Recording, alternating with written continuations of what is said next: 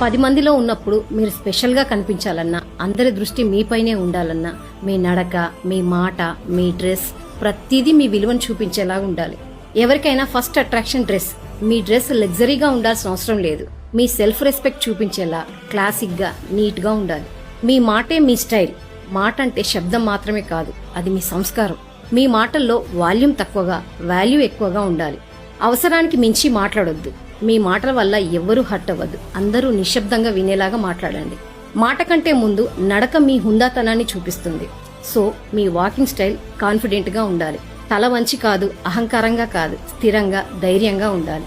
నలుగురిలో ఉన్నప్పుడు మీ ప్రవర్తన మీ స్థాయిని చూపిస్తుంది. ప్రతి ఒక్కరిని గౌరవంగా ట్రీట్ చేయండి. At the same time me value కాపాడుకోండి.